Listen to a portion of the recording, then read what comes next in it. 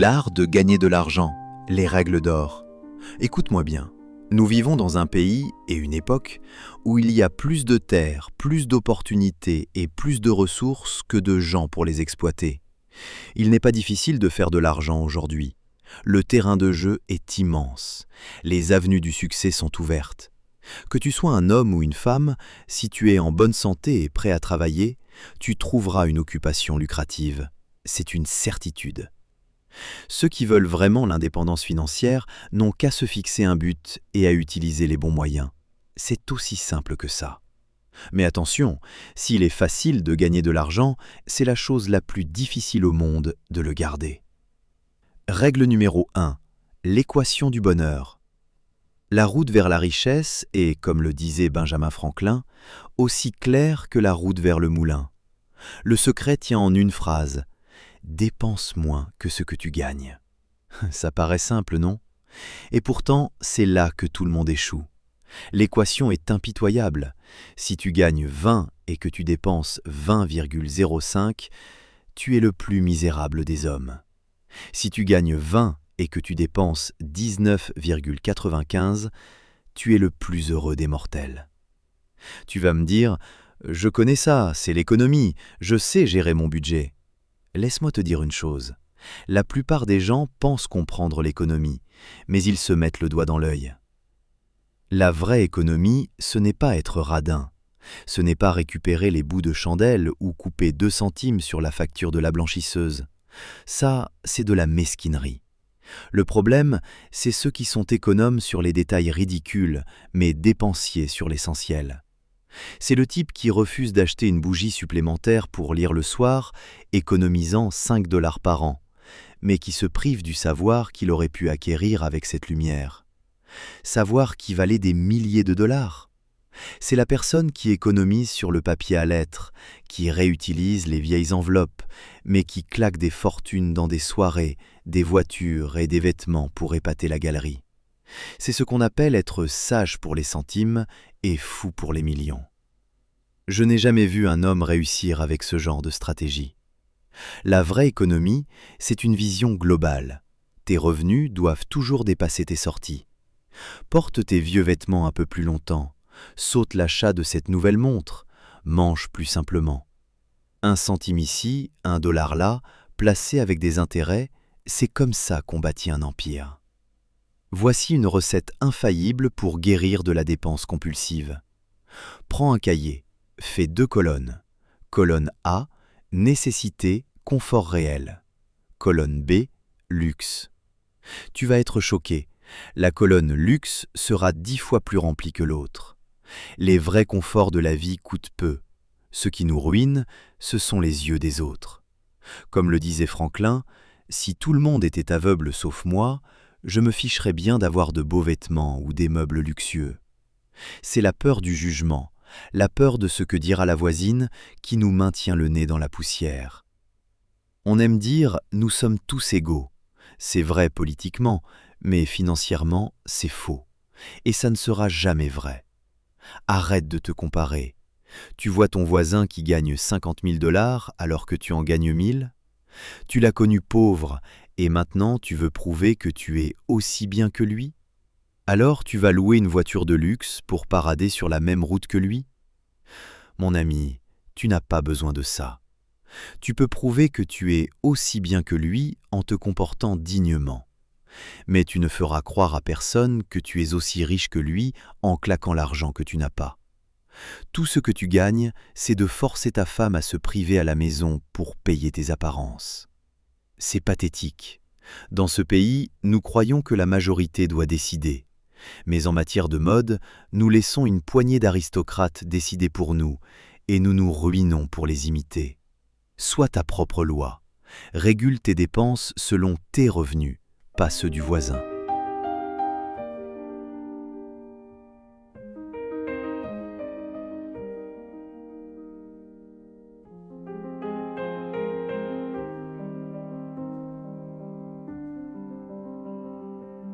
La prospérité est une épreuve plus dure que l'adversité. Vite gagné, vite dépensé. Le ver dans la pomme, c'est la vanité. Laisse-moi te raconter l'histoire d'un ami riche. Quand il a commencé à réussir, sa femme a voulu un nouveau canapé élégant. Ce canapé, me dit-il, lui a coûté 30 000 $. Pas le prix du meuble, non. Mais quand le canapé est arrivé, les vieilles chaises faisaient tache. Il a fallu les changer. Puis le tapis ne correspondait plus, puis les tables. Finalement, c'est la maison elle-même qui était trop petite pour ces meubles. Il a fallu en construire une nouvelle. Puis embaucher des domestiques pour entretenir cette grande maison. Résultat, un seul canapé a entraîné un coût annuel de 11 000 $, juste pour maintenir le standing. C'est ça le piège. Si tu ne freines pas ton désir de faire de l'effet, tu cours à la faillite. La base de tout succès, c'est une santé de fer, c'est le substrat de la fortune. Tu ne peux pas accumuler de richesses si tu es malade. Tu n'as plus d'ambition, plus de feu sacré, plus de force. Alors, étudie les lois de la nature. Ne sois pas ignorant. Nos ancêtres dormaient dans des boîtes sans air, priant pour survivre à la nuit. Nous savons aujourd'hui que nous avons besoin d'oxygène. Ne néglige pas ton corps. Et par pitié, ne détruis pas ta machine avec des poisons. Regarde le tabac, c'est une habitude contre nature. Personne n'aime ça la première fois. Il faut se forcer pour devenir accro. C'est une dépense inutile qui te vole ta santé et ton argent. J'ai fumé 15 cigares par jour. Je tremblais comme une feuille. Je croyais mourir.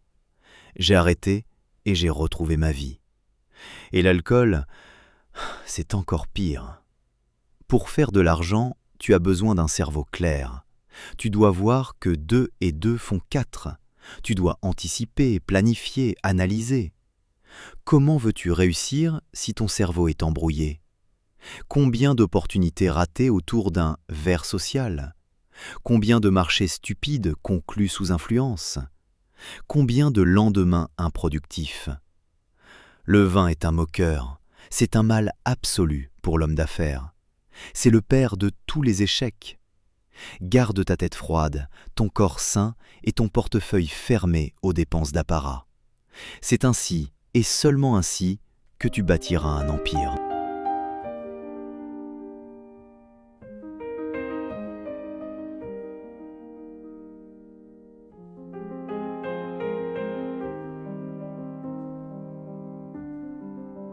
Ne te trompe pas de vocation, le zone de génie.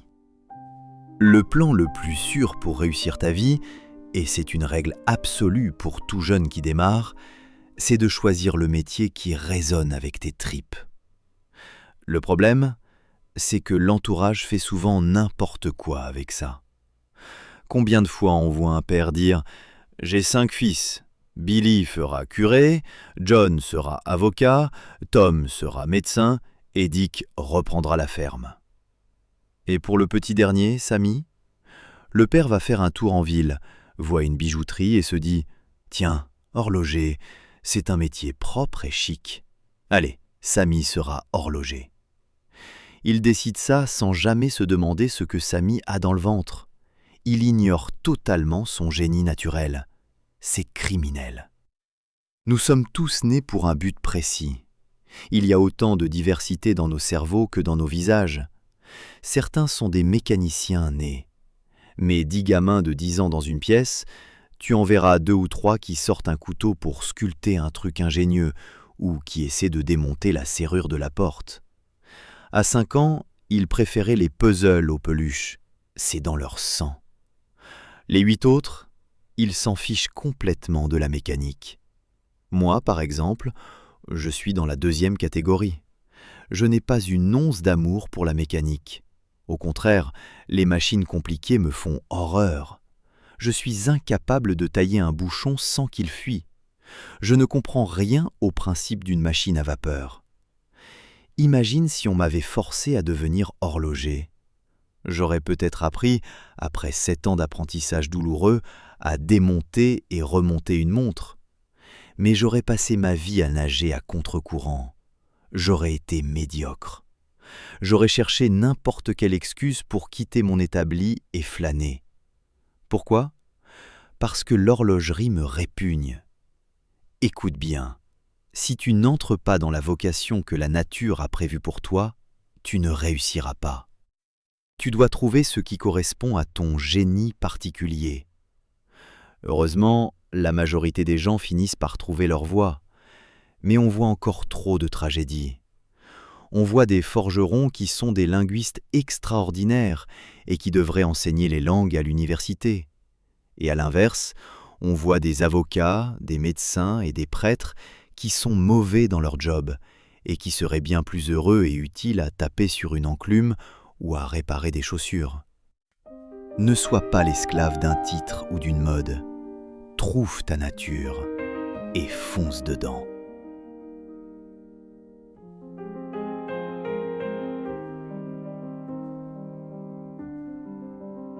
Choisir le bon terrain. Le talent ne suffit pas. Tu as trouvé ta vocation ? Bravo, c'est la première étape. Mais attention, ça ne suffit pas. Tu peux être le meilleur hôtelier du monde, gérer ton établissement comme une horloge suisse et savoir satisfaire 500 clients par jour. Si tu construis ton hôtel dans un village perdu, sans route, sans gare, sans passage, tu vas faire faillite. Ton génie ne te sauvera pas de la géographie. C'est pareil pour le business. N'ouvre pas une boutique là où il y a déjà trop d'offres. Ne va pas là où le marché est saturé. Il faut aller là où il y a de la demande. Laisse-moi te raconter une histoire qui m'est arrivée à Londres en 1858. Je me promenais avec un ami quand je suis tombé sur un de ces petits spectacles de rue, un penny show. Les affiches à l'extérieur promettaient des merveilles. Étant moi-même dans le show business, je me suis dit « allons voir ça ». À l'intérieur, j'ai rencontré le propriétaire.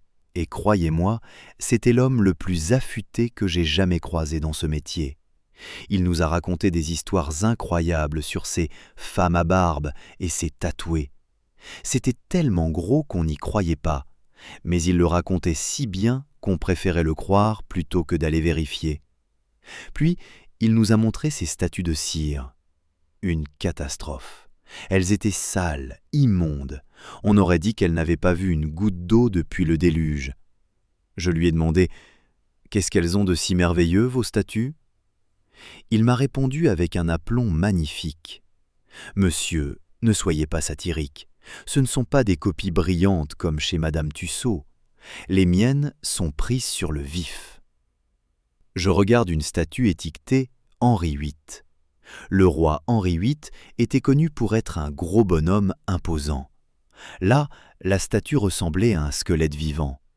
Je lui dis « Vous appelez ça Henri VIII ? Il est maigre comme un clou. » Et là, le génie me répond du tac au tac. « Eh bien, monsieur, vous aussi, vous seriez maigre comme un clou si vous étiez assis là depuis aussi longtemps que lui. » Imparable. Je me suis tourné vers mon ami et j'ai dit « Sortons d'ici, ne lui dis pas qui je suis, il m'a battu. » Cet homme avait un talent fou. Il arrivait à vendre de la boue pour de l'or. Je suis revenu le voir 2 jours plus tard et je lui ai dit « Mon ami, vous êtes un excellent showman, mais vous avez choisi un très mauvais emplacement. » Il a soupiré « Je sais, monsieur, je sens que mes talents sont gâchés ici, mais que puis-je faire ?» Je lui ai répondu « Aller en Amérique ?» Je l'ai embauché, je l'ai amené à New York.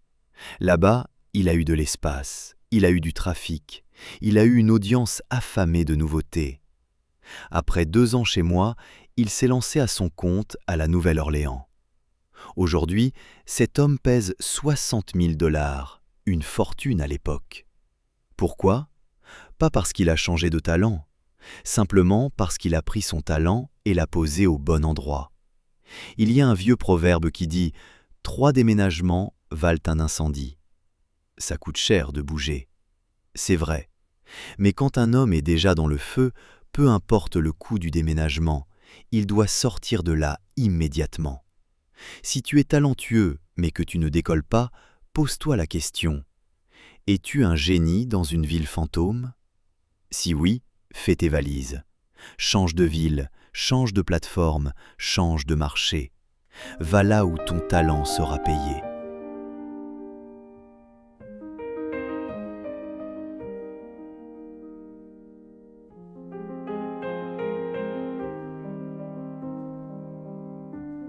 Évite la dette comme la peste, l'esclavage moderne. Je vais être direct, surtout avec les plus jeunes qui m'écoutent. Il n'y a rien, absolument rien, qui tire un homme vers le bas aussi vite que la dette. C'est une position d'esclave. Pourtant, je vois des gamins à peine sortis de l'adolescence tomber dans le panneau. Le gars croise un pote et lui dit fièrement « Regarde, j'ai eu ce costume à crédit ». Il a l'impression qu'on lui a donné le vêtement. C'est l'illusion du gratuit. Mais s'il paie plus tard, il recommencera. Et il installe une habitude qui le gardera pauvre toute sa vie. La dette te vole ton respect de toi-même. Elle te fait te détester. Pourquoi ? Parce que tu finis par travailler pour un cheval mort. Imagine l'horreur. Tu te lèves le matin, tu vas travailler dur, tu sues, tout ça pour payer un repas que tu as mangé le mois dernier ou un vêtement qui est déjà usé. Tu paies pour le passé. Tu n'as rien à montrer pour ton effort d'aujourd'hui. C'est ça, travailler pour un cheval mort. Attention, je fais une nuance. Je ne parle pas de la dette business. Comme disait ce vieux Quaker à son fils fermier, « John, ne fais jamais crédit. Mais si tu dois t'endetter pour quelque chose, que ce soit pour du fumier. Parce que le fumier va t'aider à rembourser. » C'est la différence fondamentale.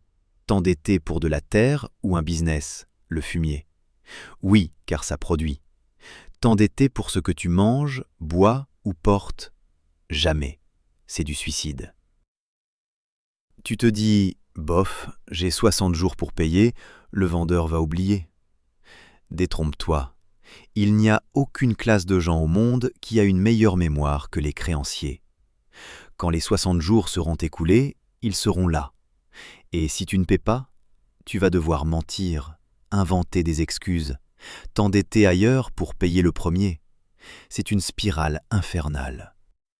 Le créancier a la patience d'un sniper. Tu peux courir, tu peux traîner comme un escargot, il finira toujours par te rattraper pour te dire « Mon jeune ami, l'heure est venue ». L'argent est comme le feu. C'est un excellent serviteur, mais un maître terrifiant. Quand tu as des intérêts qui s'accumulent contre toi, l'argent devient ton maître.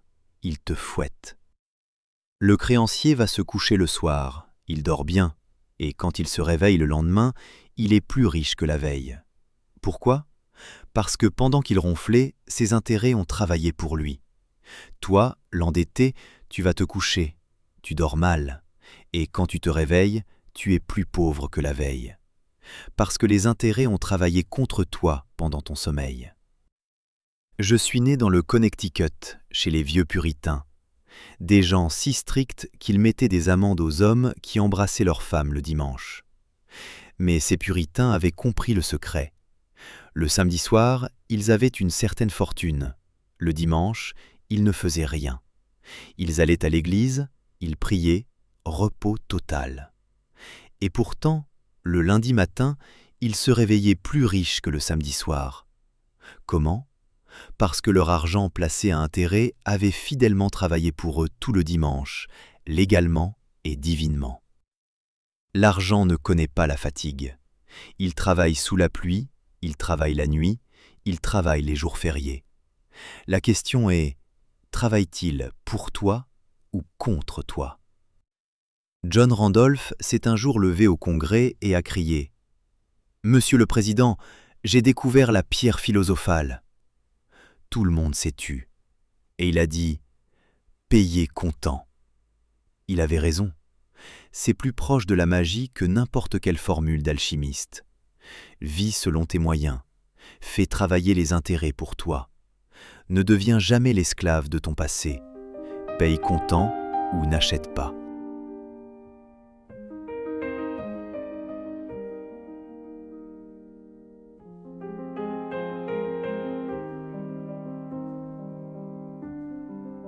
L'art de la persévérance, le mode bulldozer.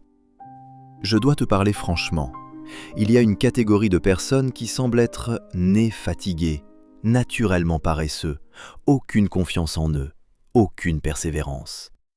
Si tu te reconnais là-dedans, écoute bien, ce n'est pas une fatalité, Tu peux cultiver ces qualités. Il n'y a qu'une seule règle à graver sur ta pierre tombale, comme le disait le légendaire Davy Crockett. Sois sûr d'avoir raison et ensuite, fonce. Tu dois développer cette qualité rare, la capacité d'aller de l'avant. Ne laisse jamais les horreurs ou le blues prendre possession de toi. Combien d'hommes ont failli toucher le but, la main tendue vers le trophée, pour finalement perdre la foi en eux-mêmes, relâcher leur effort et voir le prix leur échapper à jamais. Shakespeare avait raison, il y a une marée dans les affaires des hommes. Si tu prends la vague au bon moment, elle te porte vers la fortune. Si tu hésites, tu restes sur le sable. Pendant que tu réfléchis, une main plus audacieuse que la tienne s'est déjà servie. Comme disait Salomon, celui qui a la main lâche s'appauvrit, mais la main des diligents enrichit. La persévérance, c'est juste un autre mot pour l'autonomie. Arrête d'écouter tout le monde. Il y a des gens qui sont nés pour voir le côté sombre de la vie. Ils empruntent des problèmes qui n'existent pas encore. Ils demandent conseil à Pierre, puis à Paul. Ils sont gouvernés par un vent, puis soufflés par un autre. Ils sont des girouettes. Tant que tu ne sais pas compter sur toi-même, n'espère pas réussir. J'ai vu des hommes faire faillite et se suicider parce qu'ils pensaient ne jamais pouvoir s'en remettre. C'est tragique. J'en ai vu d'autres, confrontés à des désastres financiers pires encore, qui ont simplement construit un pont par-dessus le gouffre. Avec quoi ? Avec de la persévérance et la foi qu'ils agissaient juste. Laisse-moi t'illustrer ça avec l'image ultime. Prends 2 généraux. Ils ont tous les 2 fait West Point. Ils ont les mêmes diplômes, le même talent militaire, la même intelligence.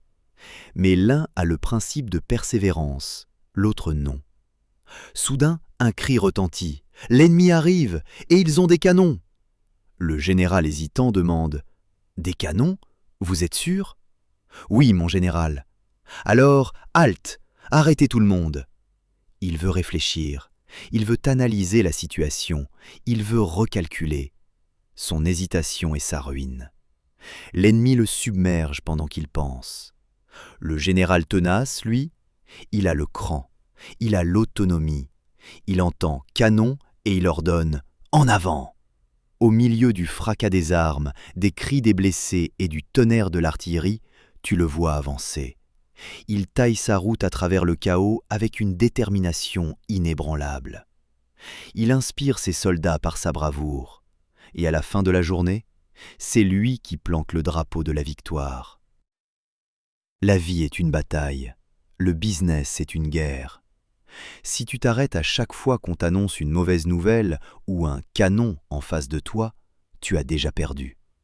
Vérifie ton plan, sois sûr d'être dans le droit chemin. Et une fois que c'est fait, ne t'arrête plus jamais.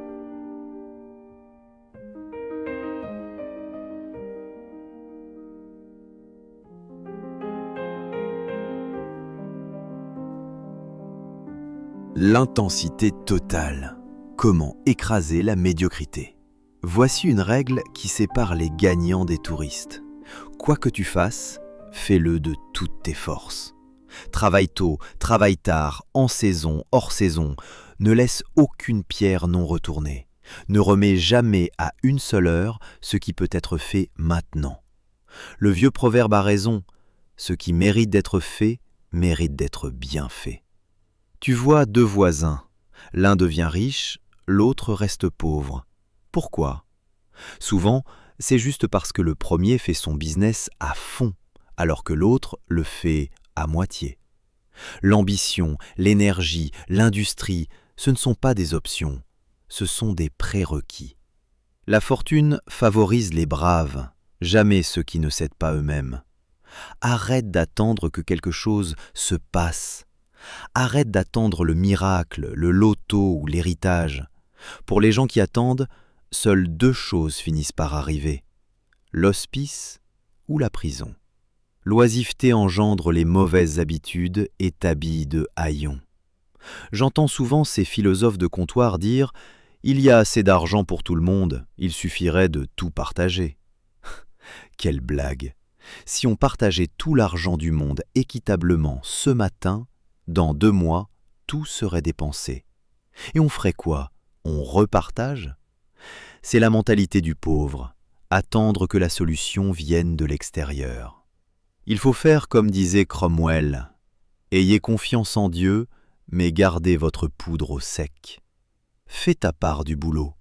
Un jour, le prophète Mahomet entend un de ses hommes dire « Je vais lâcher mon chameau et faire confiance à Dieu pour qu'il ne s'enfuit pas. » Le prophète lui répond « Non, attache ton chameau et fais confiance à Dieu.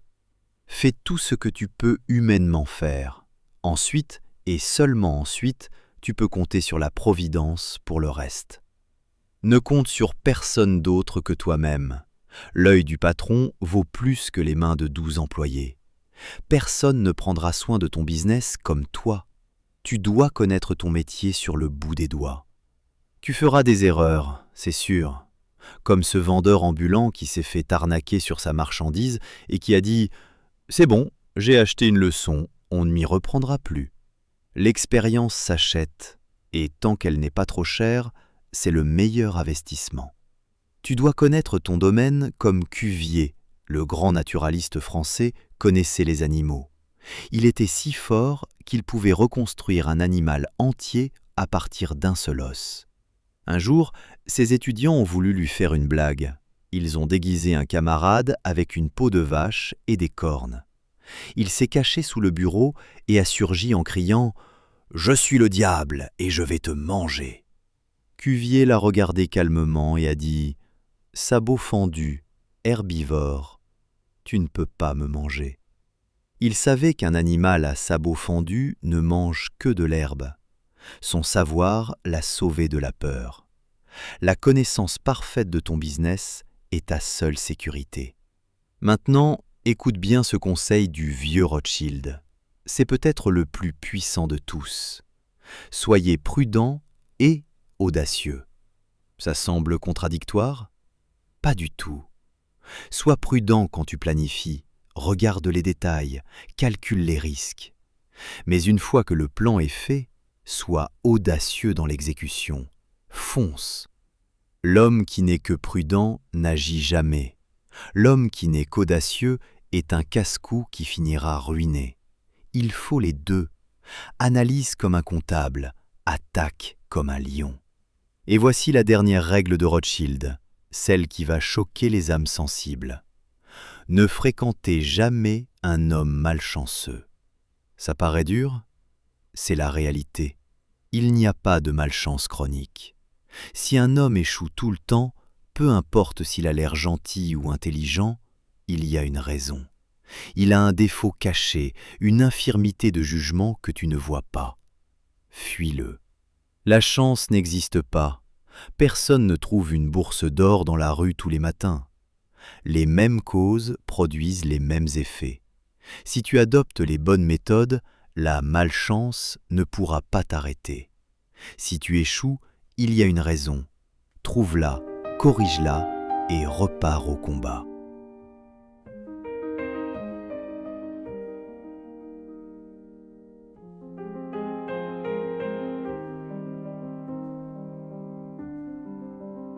Les outils vivants, bras versus cerveau. Tu veux bâtir un empire? Parlons de tes outils. Tu peux avoir les meilleures machines, les meilleurs logiciels, les meilleurs bureaux. Mais il n'y a aucun outil sur lequel tu dois être aussi exigeant que tes outils vivants. Tes employés. Quand tu recrutes, vise l'excellence. Et quand tu trouves une perle rare, garde-la. C'est une erreur de changer tout le temps de personnel. Un bon employé apprend quelque chose de nouveau chaque jour. Son expérience s'accumule. C'est un actif qui prend de la valeur. Il vaut plus cher pour toi cette année que l'année dernière. Tant qu'il est fidèle et compétent, c'est le dernier homme dont tu dois te séparer. Mais il y a une ligne rouge. Si cet employé, conscient de sa valeur, devient arrogant, s'il vient te voir pour exiger une augmentation délirante en sous-entendant que tu es fichu sans lui, vire-le sur le champ. Je le fais systématiquement, pour lui prouver que personne n'est irremplaçable. Parce qu'un employé qui se croit Dieu ne vaut plus rien pour l'entreprise. Il devient toxique. L'humilité est une compétence professionnelle. Ceci dit, si l'employé est bon et humble, garde-le précieusement. Ce que tu cherches, ce n'est pas de la main-d'œuvre, c'est du cerveau d'œuvre. On voit souvent des annonces « Cherche bras pour travailler ». Quelle bêtise! Des bras sans tête ne valent pas grand-chose. Beecher illustrait ça parfaitement avec cette petite histoire de recrutement. Le premier candidat arrive et dit « J'ai une paire de mains, et un de mes doigts sait réfléchir ». L'employeur dit « C'est un début ». Le deuxième arrive « Moi, j'ai 2 doigts qui pensent ». « Ah, c'est mieux ». Le troisième arrive « Moi, tous mes doigts et mes pouces savent réfléchir ». Intéressant. Enfin, le dernier entre et dit « Moi, j'ai un cerveau, je pense tout entier, je suis un homme qui travaille, mais surtout un homme qui pense. » L'employeur s'écrie « Vous êtes l'homme que je veux !» En 2025, c'est encore plus vrai. Les robots ont des bras, l'IA a des doigts, mais toi, tu as besoin de cerveau. Ceux qui ont l'expérience et l'intelligence sont ton capital le plus précieux. Ne les laisse pas partir pour des broutilles. Augmente-les raisonnablement, traite-les bien. Garder un cerveau qui pense est le meilleur investissement que tu feras jamais.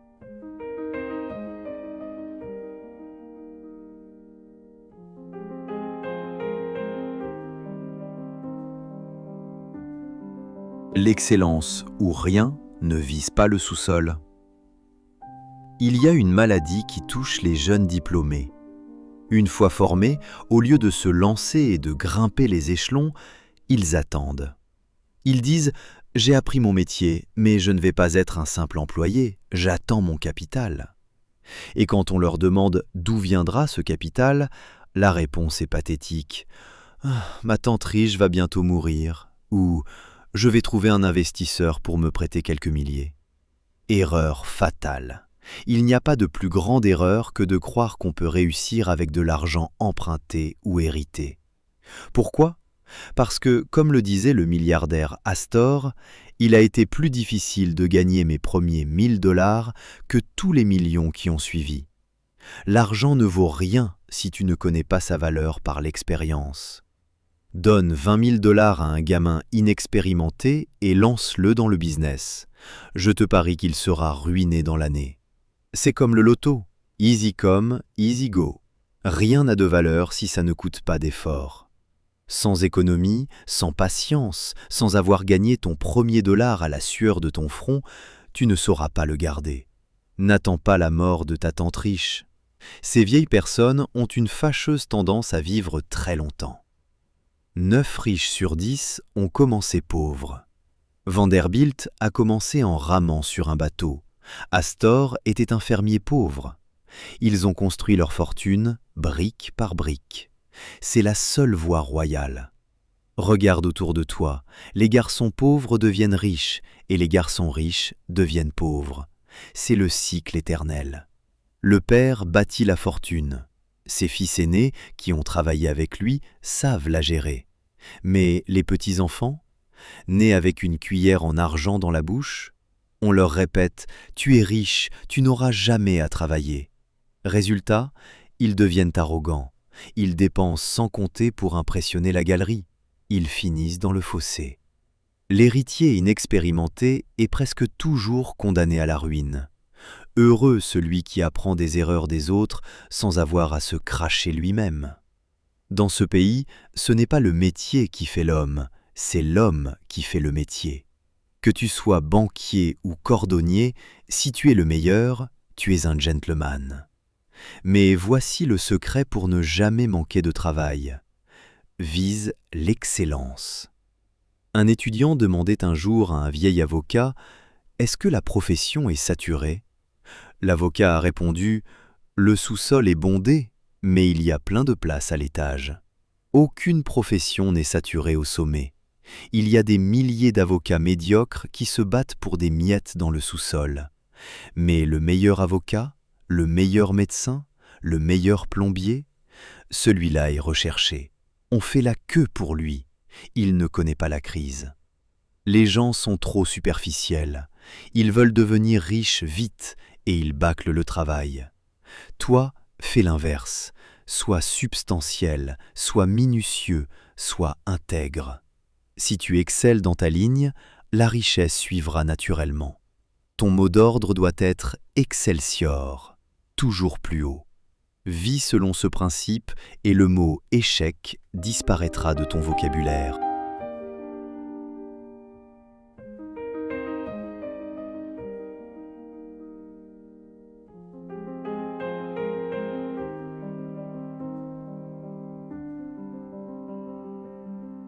Le seul vrai filet de sécurité, apprends un métier. Voici une règle de survie que chaque père et mère devrait graver dans l'esprit de ses enfants. Apprenez quelque chose d'utile. Ne te contente pas de savoir gérer ou théoriser. Apprends un vrai métier, une vraie profession, quelque chose de tangible. Pourquoi ? Parce que nous vivons une époque de fortune changeante. Tu peux être riche aujourd'hui et ruiné demain. Les marchés s'effondrent, les bulles éclatent, les héritages s'évaporent. Si tu perds tout ton argent, que te reste-t-il ? Si tu n'as aucune compétence concrète, tu tombes dans la misère. Mais si tu as un métier dans les mains, que tu saches coder, construire, soigner, vendre ou réparer, tu as un sol sous tes pieds. C'est la seule richesse qu'on ne peut pas te voler. C'est ton parachute de secours. Peu importe ta fortune actuelle, assure-toi d'avoir cette chose tangible sur laquelle te replier si la tempête frappe. C'est ça, la vraie sécurité.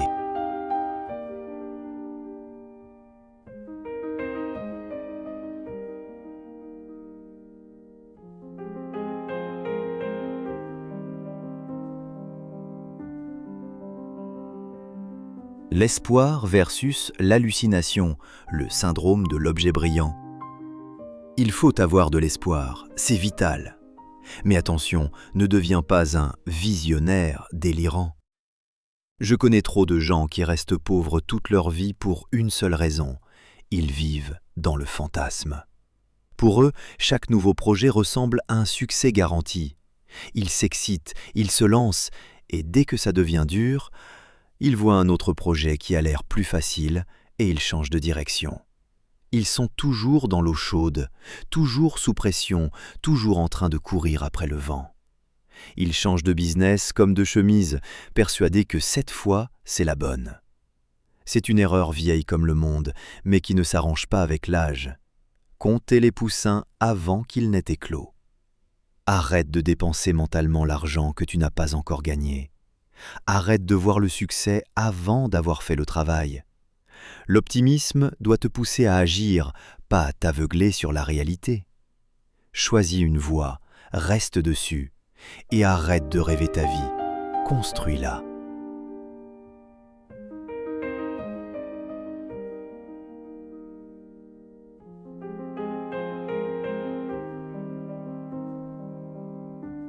Ne disperse pas ta puissance, la loi du focus. Voici l'erreur qui tue 90% des entrepreneurs modernes, la dispersion. La crypto, le e-commerce et le coaching. Résultat, ils sont médiocres partout. La règle de la fortune est simple.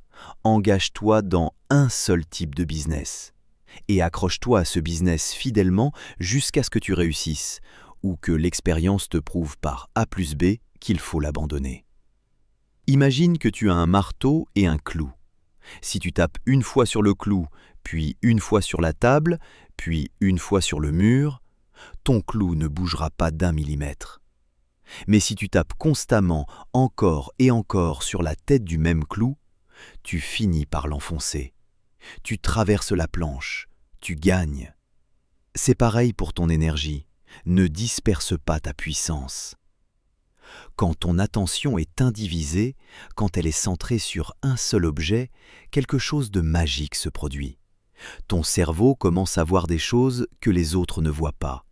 Il te suggère des améliorations, des innovations, des raccourcis. Pourquoi ? Parce que tu es en profondeur. Ces idées de génie t'échapperaient totalement si ton cerveau était occupé à jongler avec 12 sujets à la fois. Combien de fortunes ont glissé entre les doigts d'hommes brillants, simplement parce qu'ils étaient engagés dans trop d'occupations en même temps. Ils ont couru 2 lièvres à la fois et n'en ont attrapé aucun. Il y a une grande sagesse dans ce vieil avertissement. N'ayez pas trop de fer au feu en même temps. Si tu veux que le feu prenne, tu dois concentrer la chaleur. Choisis une chose, deviens le meilleur au monde là-dedans, et oublie le reste.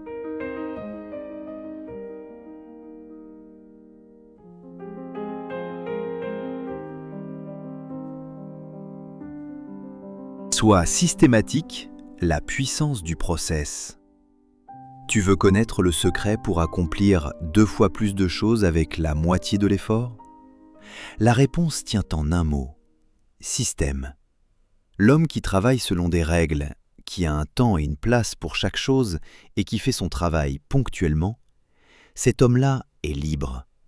Il a du temps pour ses loisirs, pour sa famille, pour vivre.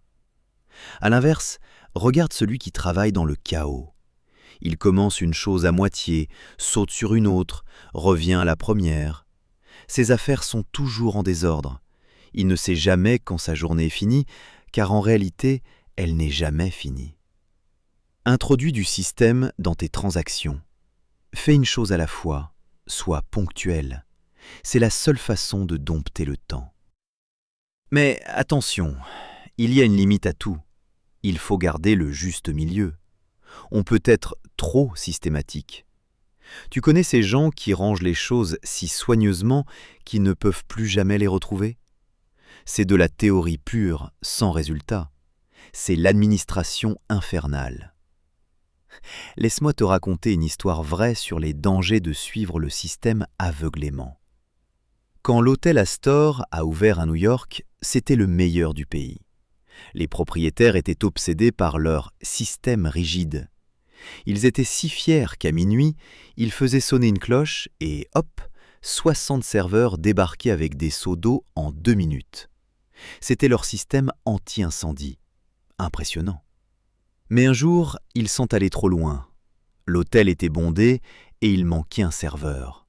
Le patron, paniqué à l'idée de briser son système, attrape Pat, un jeune Irlandais qui cirait les bottes, et lui dit « Lave tes mains, mets ce tablier et va en salle. Tu as 5 minutes. » Pat répond « Je n'ai jamais fait ça. » Le patron insiste. « C'est simple, ici on a un système.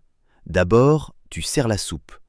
Quand ils ont fini la soupe, tu demandes ce qu'ils veulent ensuite. C'est la règle. » Pat arrive à sa table. Il sert la soupe. Un des clients mange, l'autre n'a pas faim et dit « Garçon, remportez cette soupe et apportez-moi du poisson. » Pat regarde l'assiette pleine. Il regarde le client. Il pense au système du patron. Et il répond fermement « Pas question, pas tant que vous n'aurez pas mangé votre soupe. » Voilà ce qui arrive quand on pousse le système jusqu'à l'absurde. Le système est là pour servir le client et l'efficacité, pas pour devenir un tyran stupide. Donc, sois organisé, crée des règles, automatise ce que tu peux, mais garde ton bon sens. Si ton système t'empêche de servir ton client ou de saisir une opportunité, c'est que ton système est devenu ton ennemi. Sois systématique, mais ne sois pas un robot.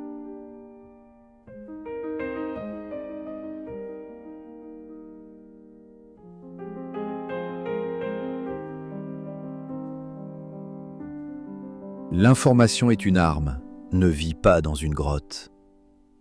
Il y a une erreur fatale que font les entrepreneurs isolés.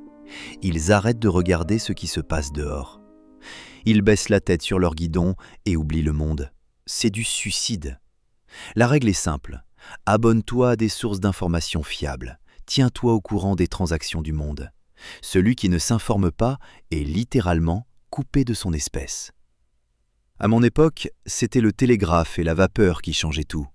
Aujourd'hui, pour toi, c'est l'intelligence artificielle, la blockchain, l'automatisation. Les inventions et les améliorations surgissent à une vitesse terrifiante dans chaque branche du commerce. Si tu ne consultes pas les nouvelles, si tu ne surveilles pas les tendances, tu vas te réveiller un matin et découvrir que ton business est obsolète. Tu te retrouveras laissé dans le froid pendant que tes concurrents informés auront pris tout le marché. L'information n'est pas un loisir, c'est le carburant de ta survie.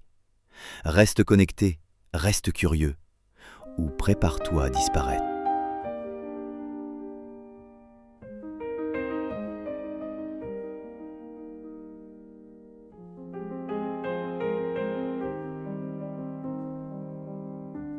Reste dans ta zone, le piège de la diversification. On voit souvent des hommes bâtir des fortunes colossales et tout perdre du jour au lendemain. Pourquoi ? Parfois c'est l'alcool, parfois le jeu, mais très souvent c'est une maladie plus subtile, les opérations extérieures. Voici le scénario classique. Tu deviens riche dans ton business légitime, celui que tu connais par cœur. Tu te sens invincible. Tes amis te flattent. Ils te disent que tu es né sous une bonne étoile, que tu as le Midas Touch, que tout ce que tu touches se transforme en or. Et là, ton ego prend le dessus. Tu oublies que ta richesse vient de ton travail acharné et de ton expertise pointue. Tu commences à écouter le chant des sirènes. On te propose une spéculation grandiose dans un domaine que tu ne connais pas. Une mine d'or au Pérou, une nouvelle crypto révolutionnaire, une start-up miracle. Tu te dis, allez, je mets 20 000 $, je suis chanceux, ça va tripler. Quelques jours plus tard, on te dit, c'est génial, mais il faut remettre 10 000 $ pour sécuriser le truc. Puis, il y a un imprévu, remets 20 000 $ et on récolte tout. Tu es piégé. Tu ne veux pas perdre ta mise de départ, alors tu continues à payer. Et soudain, boum, la bulle éclate. Tu perds tout. Ton capital, tes économies, ta dignité. C'est là que tu apprends la leçon la plus dure de ta vie. Peu importe ton succès dans ton business, dès que tu t'engages dans un business que tu ne comprends pas, tu perds ta force. Tu es comme Samson quand on lui coupe les cheveux. Ta force te quitte. Tu redeviens un homme ordinaire, vulnérable et facile à plumer. Ton expertise n'est pas transférable par magie. Être un génie en e-commerce ne fait pas de toi un génie en immobilier. Alors, faut-il ne jamais investir ? Non. Si tu as beaucoup d'argent, tu dois investir pour aider l'humanité et soutenir des projets. Mais, investis des sommes modérées, de l'argent que tu peux te permettre de perdre. Ne mets jamais en péril la fortune que tu as gagnée durement dans des paris où tu n'as aucune expérience. Garde le gros de ton argent là où est ton cerveau. Le reste, c'est du casino.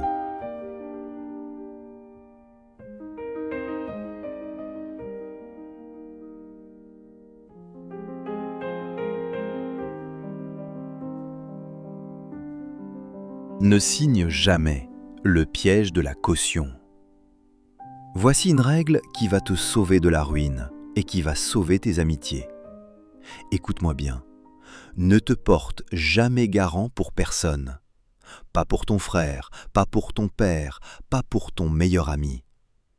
Sauf si tu respectes 2 conditions. Tu es prêt à perdre cette somme sans que ça n'impacte ta vie.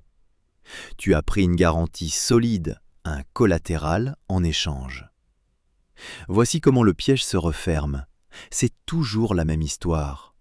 Tu as un ami qui réussit, il pèse 200 000 $, son business tourne. Toi, tu es à l'aise.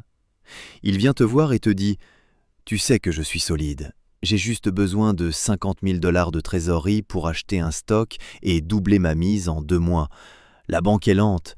Est-ce que tu peux juste co-signer ou me prêter ta signature ?» Tu réfléchis. Il est riche, il est fiable, je ne risque rien. Tu signes, tu veux être sympa. Et surtout, tu ne demandes aucune garantie parce que c'est un ami. 2 mois plus tard, il te montre que l'opération a réussi. Il annule ta caution. Tu te sens bien, tu as fait une bonne action. Tu viens d'apprendre à ton cerveau que c'était sans danger. C'est là que le poison entre. Le problème, ce n'est pas l'opération réussie. Le problème, c'est que cet homme vient d'obtenir de l'argent trop facilement, sans effort, sans friction, juste avec ta signature. Résultat, il devient accro à la facilité. Il voit une autre opportunité, plus risquée cette fois, peut-être une spéculation hors de son domaine, rappelle-toi le chapitre précédent. Il a besoin de 100 000 $. Il revient te voir. Tu signes machinalement, c'est la routine. Mais cette fois, ça ne se passe pas comme prévu. L'investissement foire, l'argent est bloqué, il doit couvrir ses pertes. Est-ce qu'il te le dit? Non, il a honte. Il fait ce que font tous les joueurs, il essaie de se refaire. Il cherche l'argent là où il l'a perdu. Il revient te voir pour une autre signature. Il panique. Il spécule encore plus gros pour tout rembourser d'un coup. Et un matin, tu te réveilles, ton ami a tout perdu. Sa fortune est partie. Et la tienne? Partie aussi. C'est toi qui dois payer ses dettes. Tu vas pleurer. Mon ami m'a ruiné. Mais tu devrais ajouter « et je l'ai ruiné aussi ». Si tu lui avais dit dès le premier jour « je t'aime, mais je ne signe rien sans une hypothèque ou une garantie solide », il aurait été forcé de rester prudent. Il n'aurait pas pu aller au-delà de ses limites. En lui donnant de l'argent facile, tu l'as tenté, tu l'as poussé vers la spéculation hasardeuse. Salomon l'a dit il y a 3000 ans. Celui qui hait le cautionnement est en sécurité. C'est pareil pour les enfants ou les jeunes entrepreneurs. Laisse-les connaître la valeur de l'argent en le gagnant. Laisse-les prendre des coups. Laisse-les se sacrifier pour leur premier dollar. Si tu graisses les roues trop tôt, si tu leur donnes tout trop vite, ils ne réussiront pas. On ne respecte que ce qu'on a conquis. Aime tes amis assez fort pour leur dire non.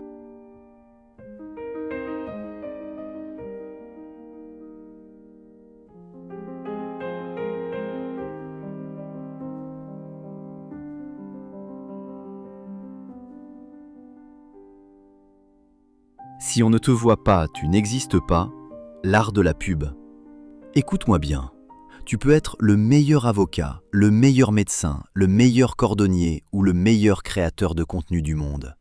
Si personne ne le sait, tu ne vaux rien. Nous dépendons tous du public. Mais il y a une règle d'or avant de commencer. Ton produit doit être une bombe. Il doit être authentique, il doit apporter une vraie satisfaction. Si tu fais de la pub pour une arnaque ou un produit médiocre, tu vas juste accélérer ta chute. Le public n'est pas idiot. Tu le tromperas une fois, mais il te dénoncera comme un escroc et tu finiras ruiné. Donc, étape 1, aie un produit excellent. Étape 2, fais-le savoir au monde entier. Dans un pays comme le nôtre, où tout le monde lit, où l'information circule à la vitesse de la lumière, journaux à l'époque, réseaux sociaux aujourd'hui, ne pas utiliser ces canaux est de la folie pure. La publicité, c'est la machine à dupliquer ton temps. Ton annonce, ta vidéo, ton post, ils rentrent dans les foyers. Ils sont lus par le mari, la femme, les enfants. Des milliers de personnes découvrent ton business pendant que tu es occupé à autre chose. Mieux, ils le découvrent pendant que tu dors. La philosophie de la vie, c'est semer puis récolter. Le fermier ne récolte pas avant d'avoir semé. La publicité, c'est tes semences. Si tu ne sèmes pas massivement dans l'esprit du public, ne t'attends pas à une récolte miracle. Un homme m'a dit un jour « Barnum, j'ai essayé la pub, ça ne marche pas. J'ai mis une annonce 3 fois dans le journal, ça m'a coûté 1,50 $ et rien. » Je lui ai répondu « Mon ami, en publicité comme en tout, un peu est une chose dangereuse. » Écoute cette sagesse d'un écrivain français sur la psychologie du client. La première fois qu'il voit ta pub, il ne la voit pas. La deuxième fois, il la voit mais ne la lit pas. La troisième fois, il la lit. La quatrième fois, il regarde le prix. La cinquième fois, il en parle à sa femme. La 6e fois, il est prêt à acheter. La 7e fois, il achète. Ton but est de faire comprendre au public ce que tu vends.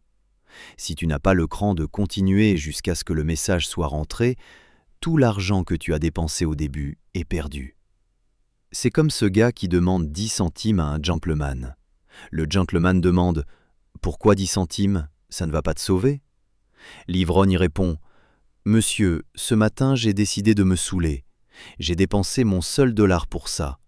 Mais ça n'a pas tout à fait suffi. Avec 10 centimes de whisky en plus, je serai complètement saoul. Sans ces 10 centimes, mon dollar est gâché. » C'est une image drôle, mais c'est exactement ça la publicité. Si tu arrêtes ta campagne juste avant que le client soit prêt à acheter, tu as gâché tout ton budget précédent. Tu dois marteler jusqu'à ce que le public sache qui tu es et ce que tu fais. Bien sûr, certains ont un génie pour ça. Ils savent écrire l'annonce qui stoppe le lecteur net. Ils savent créer l'enseigne, la miniature ou l'accroche qui capture l'attention au premier regard. C'est un avantage énorme. Si tu peux capturer l'attention avec quelque chose d'unique, tu as gagné la moitié de la bataille. Récemment, j'ai vu une enseigne bizarre au-dessus d'un magasin.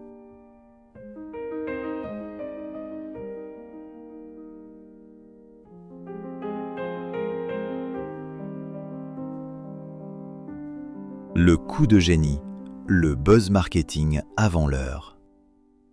Tu te souviens de cette enseigne dont je parlais ? Celle qui pendait au-dessus du trottoir ? D'un côté, il y avait le nom du magasin. De l'autre, une phrase en lettres géantes. Ne lisez pas l'autre côté. Qu'est-ce que j'ai fait ? J'ai regardé l'autre côté. Qu'est-ce que tout le monde a fait ? Ils ont regardé. C'est de la pure psychologie inversée. Cet homme a bâti sa fortune en attirant le public par la curiosité, puis en les traitant comme des rois une fois entrés. Mais l'exemple ultime, c'est Genin, le chapelier. Quand la chanteuse Jenny Lind, la Taylor Swift de l'époque, est venue donner son premier concert, les billets ont été vendus aux enchères. Genin a acheté le tout premier billet pour 225 $. C'était une somme astronomique pour l'époque. Les gens ont cru qu'il était fou. Quand le commissaire-priseur a crié « Adjugé », tout le monde a demandé « Qui est l'acheteur ?» Réponse « Genin, le chapelier ». Dans la salle, il y avait l'élite de New York. Ils se sont tous regardés.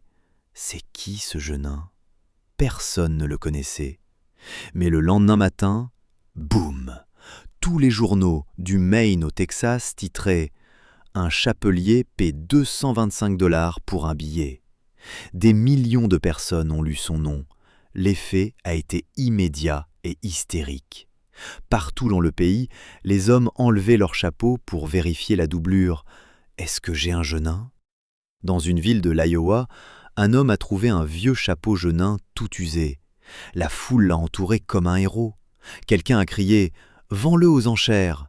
Et ce vieux chapeau pourri s'est vendu 9,50 $, juste comme souvenir. Le résultat pour Genin ? Il a vendu 10 000 chapeaux supplémentaires par an pendant 6 ans. Les gens venaient par curiosité, mais comme il vendait de bons chapeaux, règle numéro 1, la qualité, ils sont restés pour la qualité. Il a payé 225 $ pour une publicité qui lui a rapporté des millions.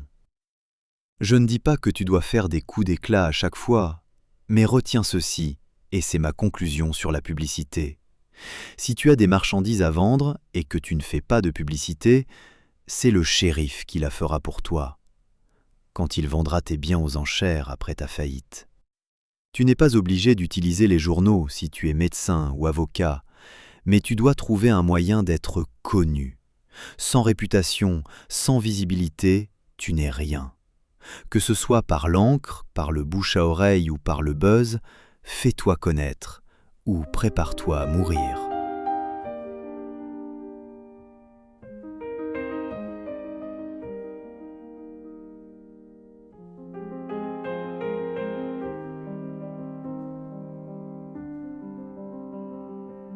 La politesse est un actif financier. L'ego versus le cash. Tu peux avoir le meilleur emplacement, Tu peux avoir des enseignes dorées et des publicités flamboyantes qui coûtent des millions. Tout cela ne servira à rien si toi ou tes employés traitez les clients comme des chiens.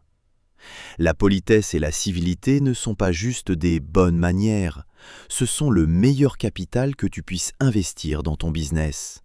C'est du ROI pur. Plus tu es aimable, plus le client dépense, c'est mathématique. Qui se ressemble, s'assemble. Si tu essaies toujours de gratter le client, de faire la meilleure affaire pour toi au détriment de la sienne, en agissant comme si tu ne voulais plus jamais le revoir, devine quoi ? Tu ne le reverras plus jamais. Personne n'aime payer pour se faire botter les fesses. Applique la règle d'or. Traite les autres comme tu voudrais être traité. Si tu donnes de la qualité et du respect, ils te le rendront au centuple. Un jour, un de mes placeurs au musée vient me voir furieux. Il était prêt à se battre. Il me dit « Patron, dès que ce type sort de la salle, je le démolisse. » Je demande « Pourquoi ?» Il répond « Parce qu'il m'a insulté. Il a dit que je n'étais pas un gentleman. » Je l'ai regardé calmement et je lui ai dit « Laisse tomber. Tu ne vas pas le convaincre que tu es un gentleman en lui cassant la figure. » J'ai continué. « Je ne peux pas me permettre de perdre un client. Si tu le frappes, il ne reviendra jamais. Pire, il dira à tous ses amis d'aller chez la concurrence. Je perdrai de l'argent. » Le placeur grogne. « Mais il m'a insulté !» Je lui ai répondu la phrase la plus importante du commerce. « Exactement.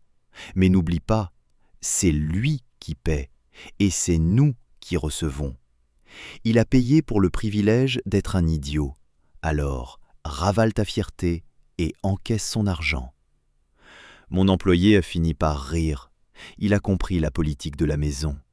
Bon, il a quand même ajouté « Si je dois me faire insulter pour votre profit, je mérite une augmentation. » Et il n'avait pas tort. En business, tu n'es pas là pour avoir raison, tu es là pour encaisser. Ton ego est ton ennemi. Chaque fois que tu réponds mal à un commentaire, chaque fois que tu es désagréable avec un client difficile, tu brûles ton propre capital. Sois poli, sois aimable, même quand c'est dur. La vengeance ne paie pas, la gentillesse, si.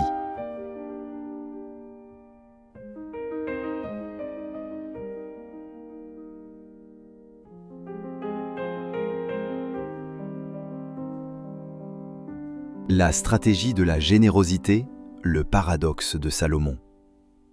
Bien sûr, tu dois être charitable parce que c'est un devoir et un plaisir, c'est la base de l'humanité. Mais parlons business 2 secondes. Même si tu n'as aucune fibre morale, même si tu es un pur calculateur, sois généreux par stratégie. C'est un fait, l'homme large, libéral et généreux attire la clientèle. Le grippe-sous, l'avare sordide, celui qui compte chaque centime, tout le monde le fuit. Et son business meurt. L'argent est une énergie qui doit circuler. Le roi Salomon l'a dit il y a des millénaires, et c'est toujours la loi financière la plus bizarre qui soit. Tel disperse ses richesses et s'enrichit encore.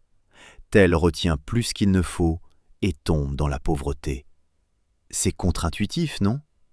Pourtant c'est vrai. Celui qui donne reçoit. Celui qui bloque le flux s'assèche. Attention, je ne te dis pas de jeter ton argent par les fenêtres. Donner à l'aveugle, sans vérifier à qui tu donnes, c'est mauvais dans tous les sens du terme. La meilleure charité, la seule qui compte vraiment, c'est d'aider ceux qui veulent s'aider eux-mêmes. Ne porte pas les gens sur ton dos. Aide ceux qui sont déjà en train de grimper.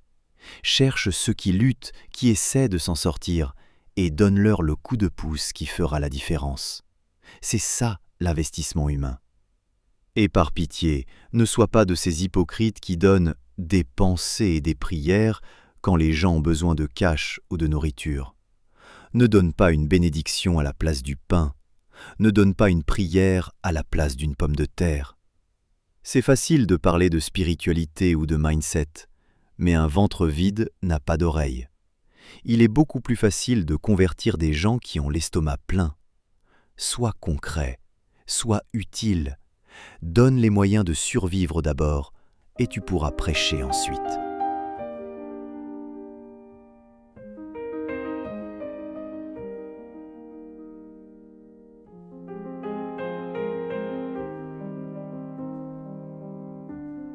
La loi du silence. Arrête de tout raconter. Il y a une habitude stupide qui détruit plus de business que n'importe quelle crise économique. Le besoin irrépressible de parler. Dès qu'un homme gagne un peu d'argent, il court le dire à ses voisins. Dès qu'il a une idée, il la poste sur les réseaux sociaux. Dès qu'il fait une bonne affaire, il s'en vante au dîner. Arrête ça tout de suite. Tu ne gagnes rien à raconter tes affaires. Par contre, tu risques de tout perdre. Tes profits, garde-les pour toi. Tes espoirs, garde-les pour toi. Tes intentions stratégiques, garde-les pour toi. Si tu parles, tu donnes des armes à tes concurrents et tu attires les parasites. Et cela s'applique encore plus à ce que tu écris. Goethe faisait dire à Méphistophélès cette phrase terrible : « N'écris jamais une lettre et n'en détruis jamais une. » Bon, en business, tu es obligé d'écrire des emails et des messages, mais sois extrêmement prudent sur ce que tu y mets. En 2025, une capture d'écran est éternelle. Un email transféré peut ruiner une carrière. Pars du principe que tout ce que tu écris pourra être lu par tes ennemis un jour. Ne donne jamais de bâton pour te faire battre par écrit. Et voici la règle la plus importante concernant ta réputation. Si tu perds de l'argent, ferme-la.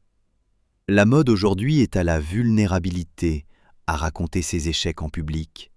C'est très mignon pour avoir des likes, mais c'est suicidaire pour le business. Si tu dis au monde que tu es en difficulté, tes fournisseurs vont durcir tes conditions de paiement. Tes banquiers vont couper tes lignes de crédit. Tes meilleurs employés vont chercher ailleurs.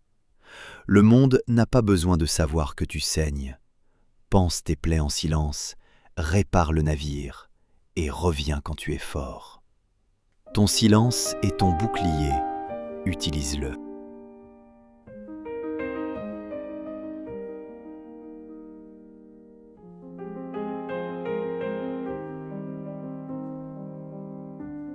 L'intégrité est ton seul vrai capital.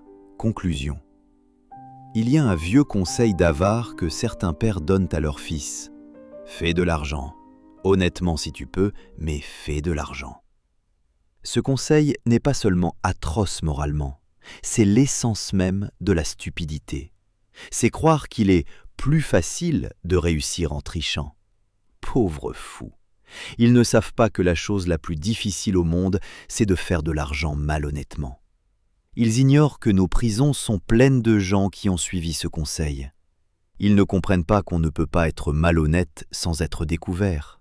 Et une fois que le masque tombe, toutes les portes du succès se ferment à jamais. Le public n'est pas idiot. Il fuit ceux qui utilisent de faux poids et mesures. L'intégrité stricte est la fondation du succès financier. Même si tu n'as aucune morale, même si tu es purement égoïste, sois honnête. Franklin avait raison, l'honnêteté est la meilleure politique. Regarde l'homme connu pour son intégrité absolue. Même s'il est pauvre aujourd'hui, il possède virtuellement les bourses de toute sa communauté. Pourquoi ? Parce que tout le monde sait que s'il emprunte, il remboursera. Son crédit est illimité, sa parole est de l'or. L'escroc, lui, est seul. Ne confonds pas avoir de l'argent et réussir. Il y a beaucoup de riches pauvres, des hommes bourrés de cash mais misérables, parias et anxieux.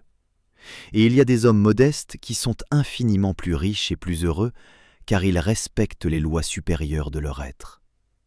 On dit que l'amour de l'argent est la racine de tous les maux. Peut-être. Mais l'argent lui-même, quand il est bien utilisé, c'est une bénédiction pour l'humanité. L'histoire du commerce, c'est l'histoire de la civilisation. Là où le commerce fleurit, les arts et les sciences fleurissent. Les faiseurs d'argent sont les bienfaiteurs de notre race. Ce sont eux qui financent les écoles, les collèges, les églises, les hôpitaux. Ne laisse pas quelques avares ou quelques escrocs salir la réputation de la richesse. Ce sont des exceptions. En Amérique et dans le monde moderne, nous n'avons pas de loi qui oblige à garder l'argent dans une seule lignée pour l'éternité. Même l'avare finira par mourir, et son tas d'or sera dispersé pour le bien de tous. La nature reprend toujours ses droits. Alors, voici ma dernière consigne pour vous, hommes et femmes ambitieux. Faites de l'argent, mais faites-le honnêtement, jamais autrement. Comme disait Shakespeare, celui qui manque d'argent, de moyens et de contentement manque de 3 bons amis. Assurez-vous d'avoir les 3. Fin.